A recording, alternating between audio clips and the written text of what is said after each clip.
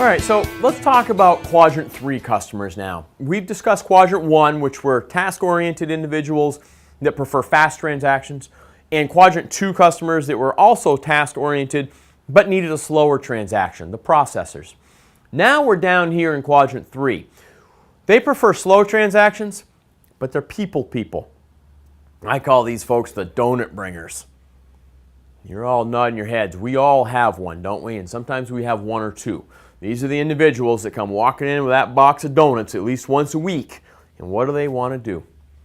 They want to talk. They want to tell stories. They're definitely storytellers, right? They need a lot more information, mostly because they want to engage. And they may process a little bit more slowly than Quadrant 1 or Quadrant 2. Think about why maybe you dread seeing this individual coming. See, I used to ask my groups in my seminars, what do you consider a good customer and what do you consider a bad customer?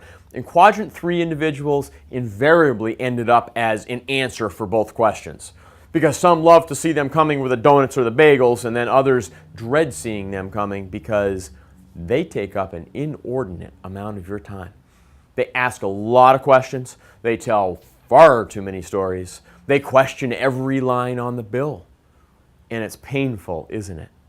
Especially if you're yourself a Quadrant 1 customer. Quadrant 3 customers, along with Quadrant 1 customers, they can clash. But I encourage you to think about Quadrant 3 customers in this manner.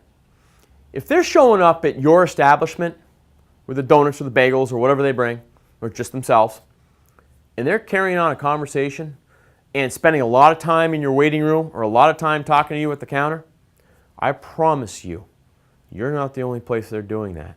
They're doing the same thing on the golf course. They're doing the same thing at the bagel shop. They're doing the same thing at bingo. They're doing the same thing everywhere they go. Now, if I tell you that satisfied customers, if we get to trust on that customer satisfaction pyramid and we satisfied customers will refer 2 to 3 new customers every year to your repair shop.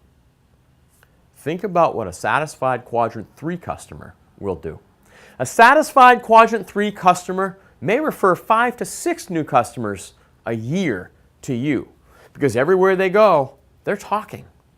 So the time you spend with a Quadrant 3 customer that needs a slower transaction and they need a connection to people is well worth it because it will pay you incredible dividends. Now, as much of a challenge as they are at the service counter to deal with because those conversations can get so long and you're at the point where you're leaning and you're nodding and you're talking and maybe you're trying not to fall asleep, as painful as that can be, you can use that individual because that individual is going to have a little more patience with you.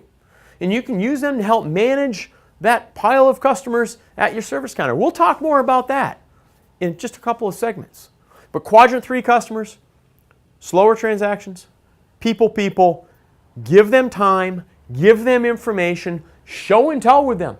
Take them out into the shop. Accompany them to their vehicle. Show them what's wrong. Show them how it went wrong. And show them what you're going to do to fix it. They will appreciate the connection. And that connection that you form with them will allow them to talk about your shop and your customer service, your levels of customer satisfaction, everywhere they go. Think about it. Quadrant 4 is next.